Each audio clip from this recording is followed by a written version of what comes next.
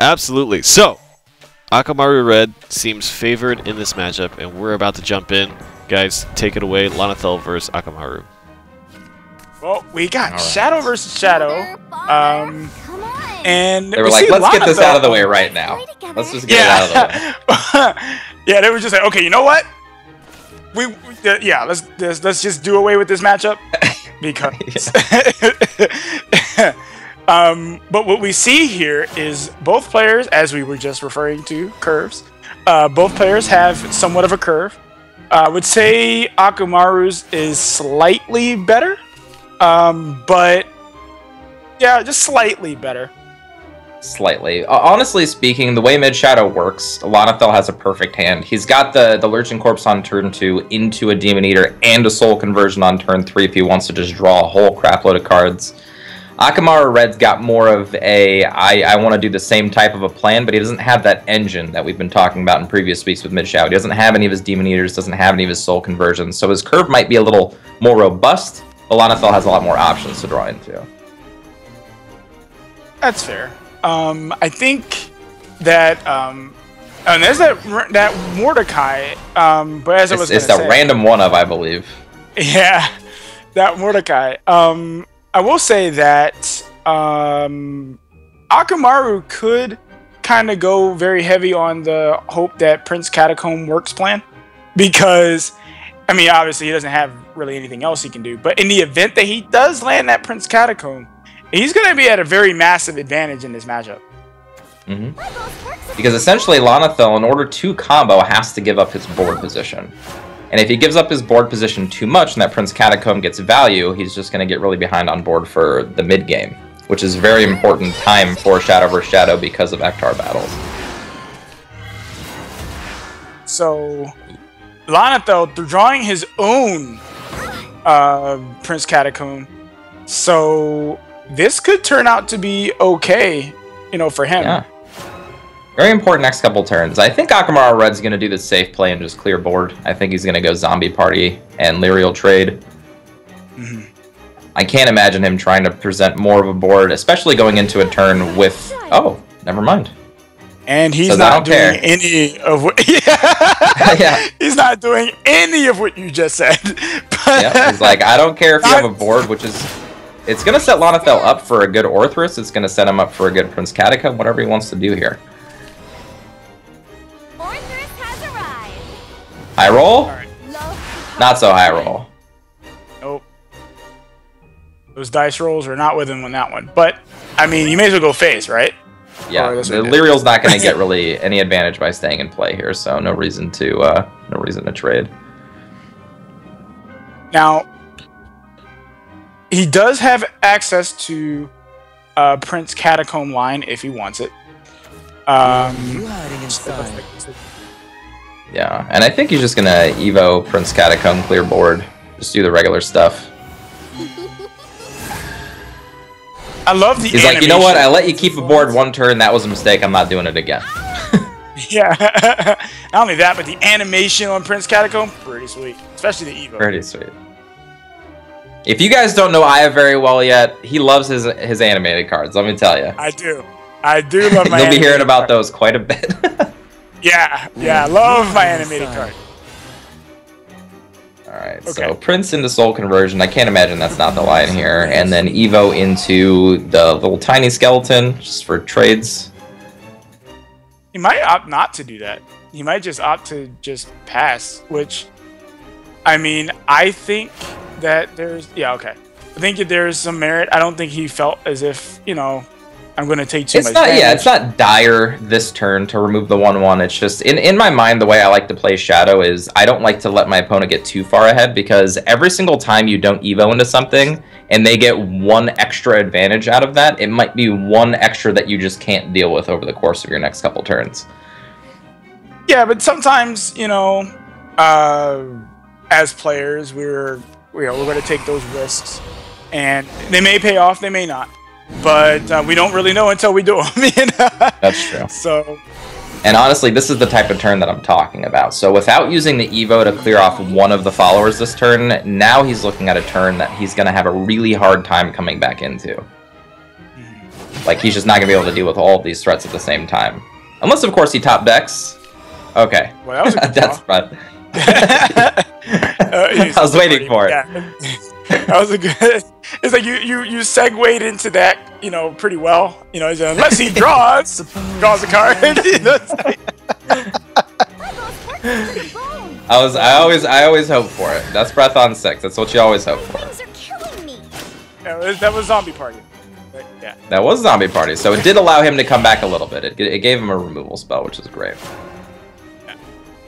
So Lyrio, when it evolves, pings, deals 1 damage to an enemy. That enemy could be your opponent's face, as they are always the enemy. But enemy number 1, baby. Yep, that's right. So, all right. And we're seeing some weird cards in these Shadow decks, like random Mordecai, random Rabbit Necromancer. We've got Ephemera, and you know, other Shadow decks. Like we're seeing a lot of diversity here.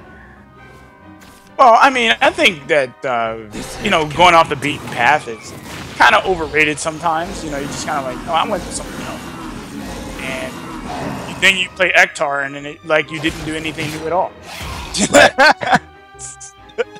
It's true. He still got the initial burst in. Like the way that these matches play out generally when you're playing like mirror match mid Shadow decks.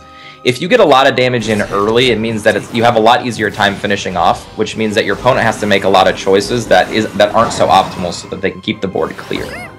Because Ektar is essentially always lethal at this point if there's anything left in play, so you just always have to play super careful. One of the things about fighting against, you know, this deck, or really fighting against Shadow, period, or rather Ektar, sorry. One of the things about fighting Ektar is that, you know, he makes a big board, then you clear it, then he makes another big board when you play another one, and you're like, but I just cleared the board. Yeah, and stop. It doesn't matter. Stop it. Yep. Okay. So going with the super defensive line here, which I like. I think he has to at this point. Like, I don't think he can not. It's also pseudo-offensive because of the whites. By soul converting the Thane, he gets an extra 2 damage in. If this ward dies, gets an extra 2 damage in. I like how, like, I don't ever remember seeing, like, White King as a thing. I mean, of course, I started playing the game a little later, but, like, I don't ever remember seeing people who play White King, and then, you know, once Immortal Thing came out, like, people immediately knew that card was, like, good, you know? And, now it's wow. Oh my goodness. Another one. Oh my goodness. Ugh. Now, I'm trying to think, is there any way for him to actually win this turn? So he's got 8 damage total that he can do this turn, so not enough to just outright kill. And this Ektar on the opposing side of the board. I'm just trying to think, is there any way that he can... No, I don't think so. I don't think he can win this turn. I think he has to go for board clearing. Well, yeah, he has to go for board clearing. I'm just seeing if he has enough even to do that. I guess with the Orthrus he does. He can go, well, no, because then he can't play the actual Mimi. Well, you mean Cerberus, but yeah. But he wouldn't be able to play serve into Mimi, yeah. Right, he wouldn't be able to do that. So I think this is actually this game. This Ektar is just enough to win him the game here. That's it. Yeah. This good old Ektar. Be taken. This head can't be taken. Phantom Howl would have been lethal too, just for good measure, so.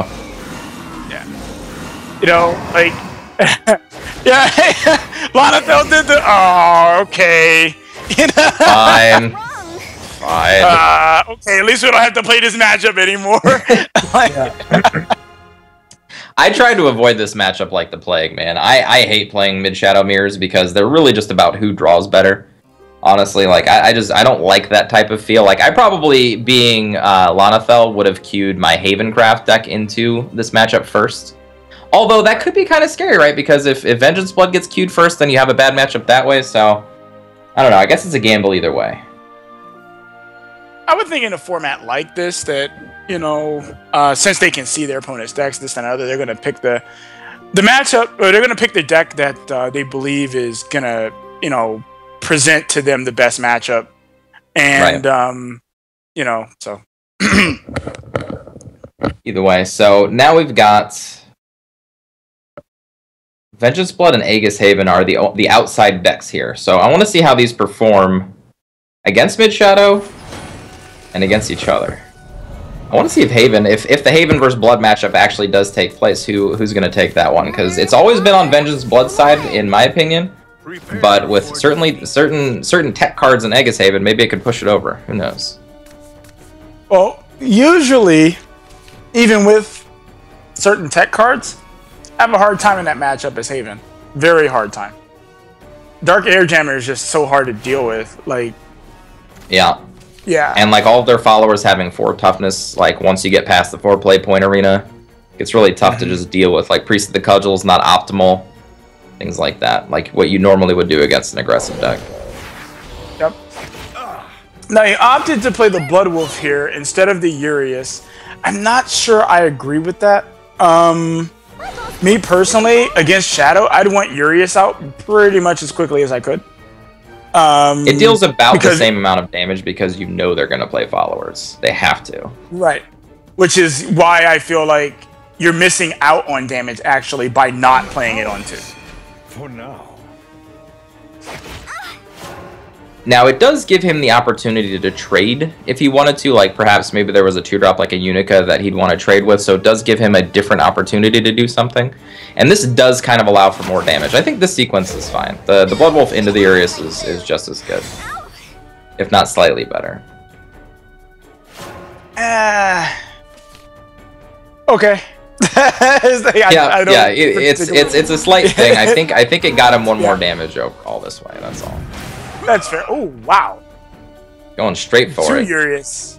He's got 2 Urius in hand. Like, so he could ping for quite a bit of damage, but this is actually one of the big problems when you are playing Vengeance Blood, is that you are opening yourself up to, like, not even a surprise Phantom Howl lethal. Like, I say not even a surprise because it's like, you kind of know it's gonna happen. Phantom Howl's super scary. Yeah. The funny thing is, though, if he gets all these Uriuses down when he's afraid of dying to Phantom Howl, he could just put his opponent into an opportunity where he can't play Phantom Howl. Urius is just like, nope. Not having it. Look at all this damage. This Urius. Yeah. So much damage. I want to see double Urius next turn. I just want to see him go for it. Just get all the Uriuses in play. Let's have some fun. He's probably not going to do that, but... No, he totally should do that. Totally should do that. Yeah, okay, easy Dark Air. Yeah. Oh, come on, man. Oh, come on, man. Have some guts. Some guts. Have some guts. You know? Come on. Play on the edge, bro. Let's go. Come on. You're not afraid. So I actually, like, he wants to play, I know he really, really, really wants to play the Soul Squasher to clear more board, but, like, using those shadows when you have the Phantom Howl in your hand just feels so bad. It does. Yep, he's gonna do it, though. It's like, I gotta do it. Yeah, at least he'll be able to clear up a good bit of this. Just bad, man. So let's see, what kind of damage does Akamarured have access to? He's got 6, 7, 8, 9, 10, 11. Well, that's exactly what his opponent's at, so... That was a fun game. That was a fun game. Let's see if he sees it. Yeah. He's got it. Yeah. Just like that. Lana'Thel Shadow deck keeps drawing that board. Away from the screen. Yep. He looked away from the screen. He's like, I can't see this. Nope, I don't want to look. Not okay. 2-0 Akamarured. I'm actually a little... He should have played the Urias. He should. He should have played